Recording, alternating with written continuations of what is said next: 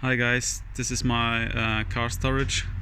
This is where I keep some of my classic cars, and I wanted to show you how I keep the battery of the most used car top up at all times using solar power.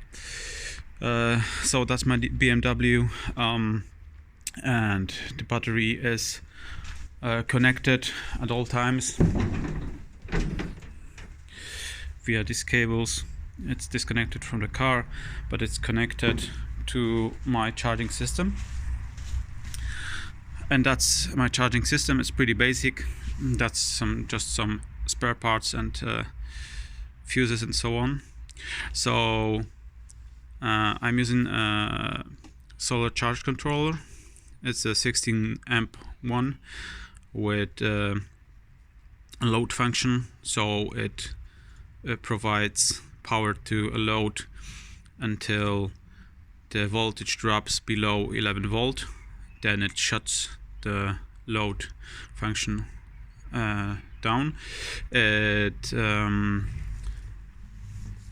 fed via these cables, which are connected to a 50-watt solar panel, which is on the roof, and this controller charges this small AGM battery, which is just a buffer, and also it charges the car battery at all times, and it keeps it at a constant voltage. And also the second function of this contraption, which looks awfully like some sort of a suitcase bomb, but it's not. The second function is I run my lights from it. So this is just a small inverter. It has 250 watts continuous, and it's hooked up to the load output, so I don't drain both of the batteries.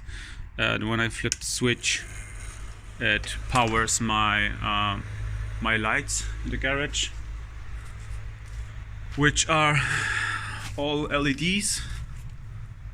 There are two of them here and four more in the corners.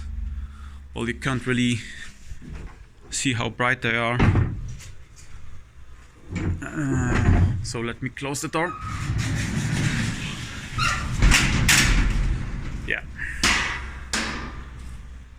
So yeah, that's the setup. Right now I'm running the lights and the batteries on this. Just to show you, this LED tells me I have enough power to be charging the batteries. And there's another LED, sorry, here, last aus. It's load off in German.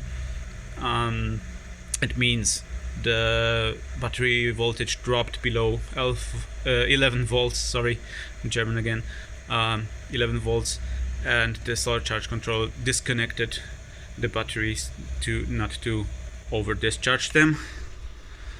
And yeah, that's my setup.